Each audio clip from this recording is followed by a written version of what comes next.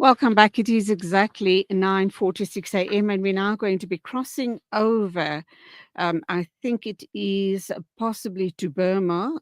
We'll be talking with Burmese genocide scholar, and that, of course, is you, Dr. MaungZarni. You've just returned from Israel and Palestine, and you want to share that very harrowing experience with us here in South Africa. Salam Media.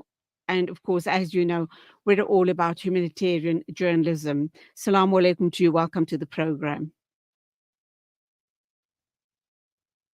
Dr. Zarni, are you there?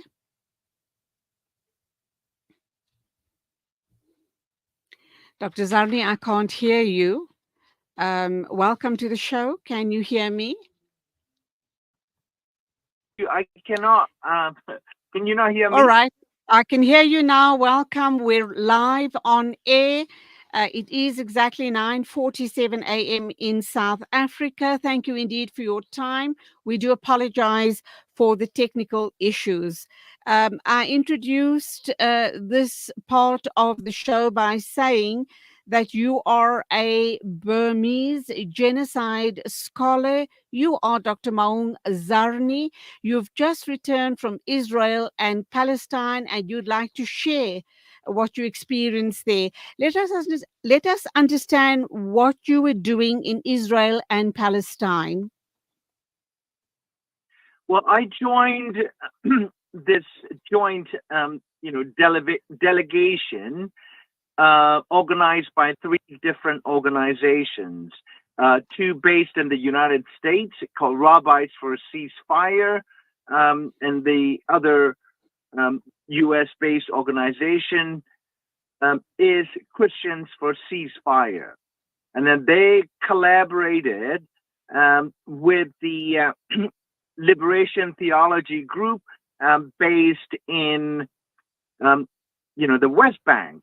And so three organizations brought together a total of 35 essentially faith leaders. And I'm not a faith leaders, but, I was raised in a Buddhist environment, and I feel affected by both as a fellow human and as a genocide scholar and rights activist, what I have been reading and watching and learning about the persecution of Palestinian people, not just in Gaza, but all across the occupied West Bank. And so I joined that delegation from UK. There are two of us. One is the anti-Zionist Jewish, the rabbi from Devon, and myself. And then the third British person who joined the delegation, Rajiv, is with the Hindus for Human Rights.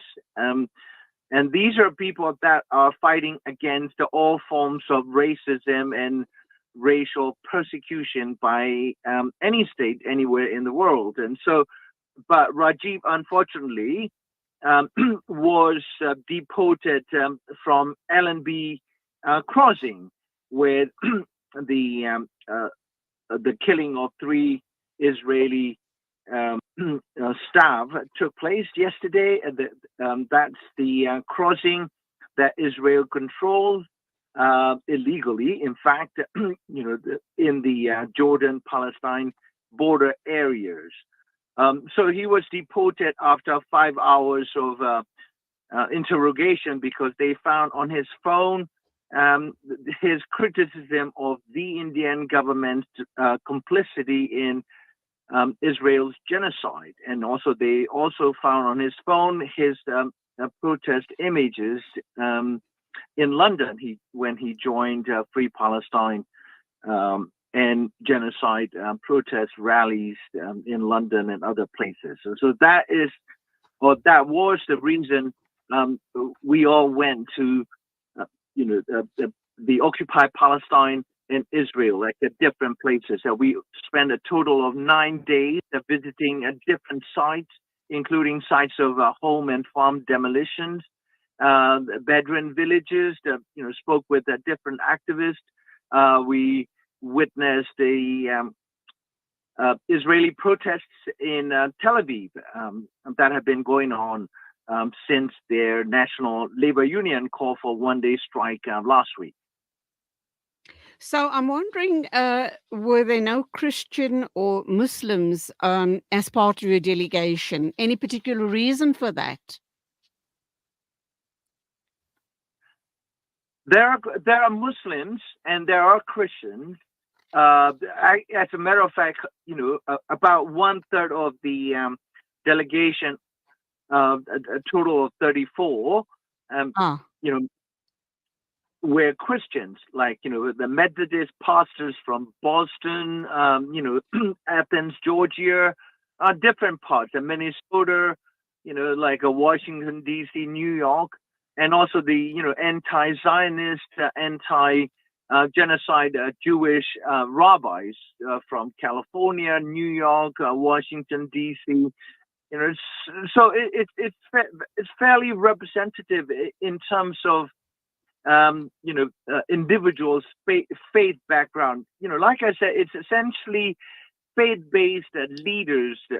People who are compelled to speak up because of their faith, their teaching against inflicting, different types of, or extreme type of like pains and suffering on, population, irrespective of the victims or the population's religious identities. And so it's very representative. Buddhist, myself, the two Hindus, Sorry, and the rest are Jewish and Christian.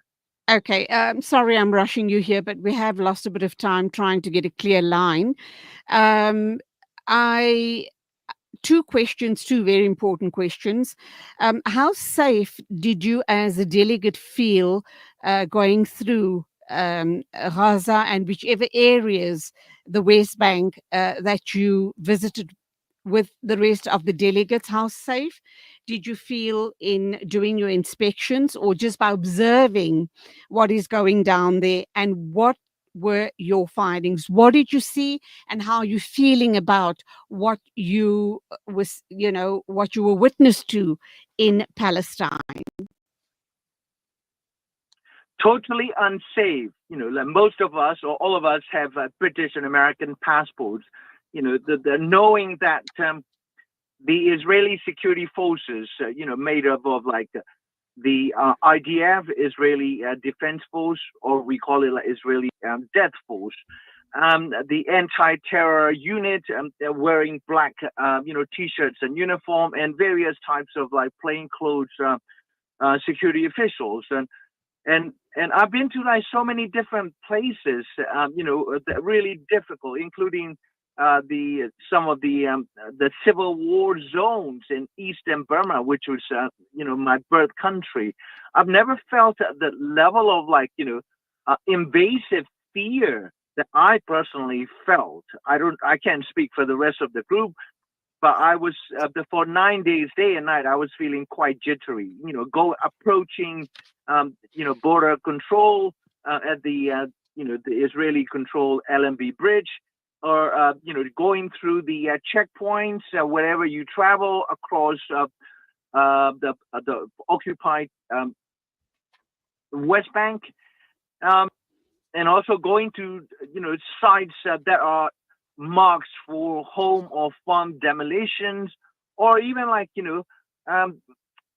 talking to people. People are very cautious because it is a 24/7 closely monitored site. Is the Palestinian society, different places as people, of course, like Palestinians have to live with this kind of extreme security and surveillance regime.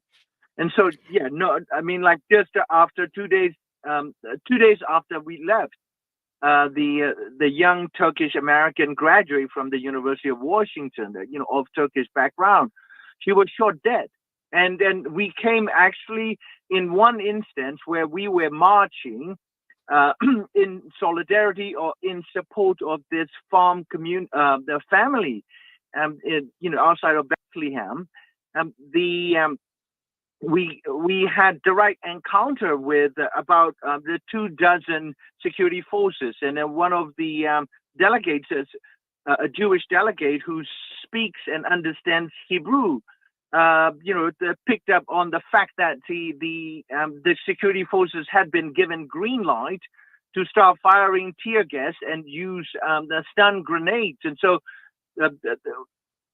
about 30 of us, including the local activists that were opposed to home demolition by the IDF, we decided to de-escalate and vacate the place. Otherwise, they would have started firing the tear gas first, and worse. And so there are some places that we were scheduled to go. For instance, the Jenin area, that we planned this trip like a couple of months ago, and so the plan included going up to northern part of West Bank, Tulkarem and Jenin, not exactly those places, but nearby.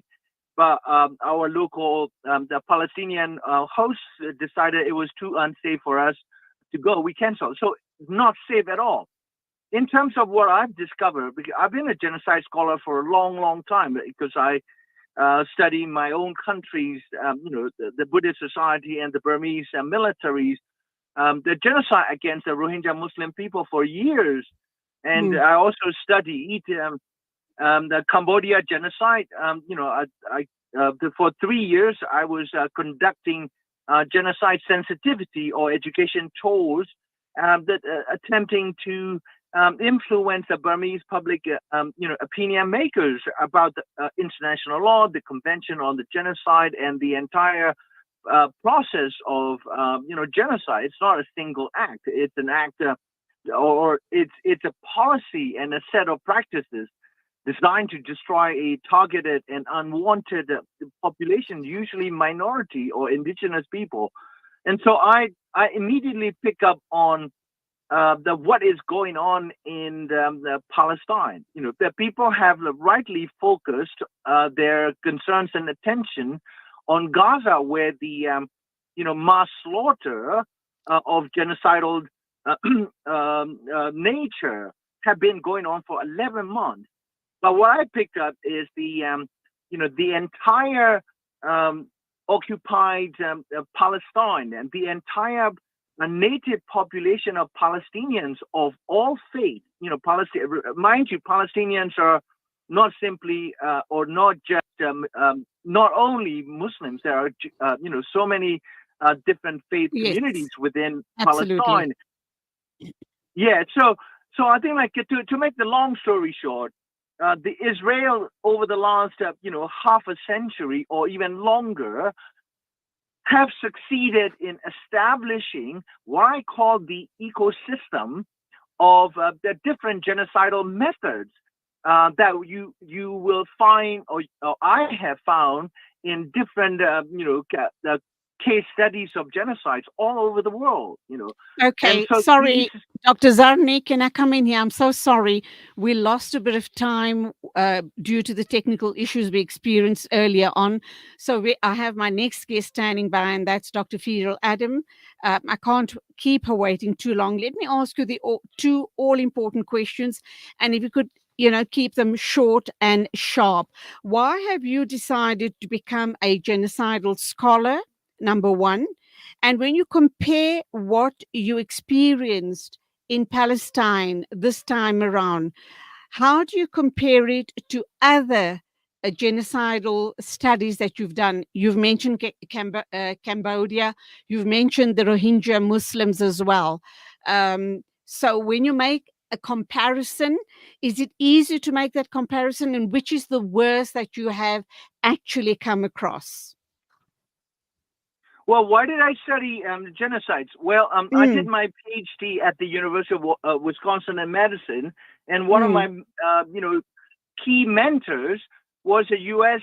Military intelligence officer during the Second World War, and he spoke German, and he interrogated surrender German SS or Nazi SS officers, and he became the pioneering scholar on SS, and it had Heinrich Himmler. So I did my PhD with him for 6 years, and I was very much,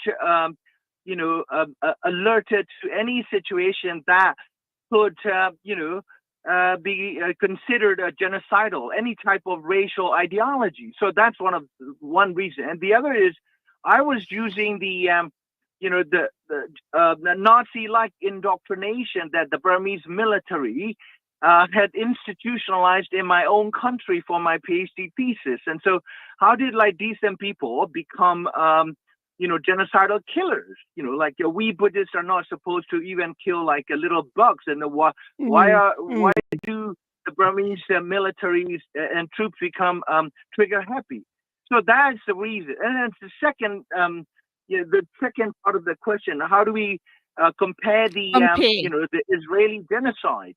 Yeah, I think we can really set up a hierarchy of evil. But that said, I must say that the Israeli genocide has been institutionalized, much longer than the Rohingya genocide. Rohingya genocide started only in 1970s, right? Israeli genocide was built into the nature of settler colonial state. The Zionist project 1948, involved, or even pre or 1948. even no. Actually, it goes farther than 1948. It goes all the way back to the 1906 when Tel Aviv was founded as a Jewish, or I shouldn't say Jewish, Zionist colony by the likes of David Ben Gurion. And in 1948, the Israeli, general staff of the army had Dr. already Zarni, framed the Palestinian as, human dust. In 1948, Palestinians were portrayed as human dust in official, classified documents, according to Dr. Professor Noam Zarni. Chomsky. Dr. Zarni, I am Yes. so sorry. I have to end the interview. We are way, way over time. I do hope to talk with you again sometime in the future. This is so important to understand, and I'm really sorry that I have to cut you short. Let's hope that we are able to connect with you soon on a better line. So thank you indeed for your insights, and I'm sorry to be wrapping up this. No worries, no worries. Thank you so much, Thank you. Julie. Okay, you go well. It is exactly 4:10, and our next guest is standing by. I hope she has a few minutes to share with us. And of course, she is Dr. Epherial Adam. We are going to be talking about what might be possibly another scandal. I hope not. Let's hear what she has to say.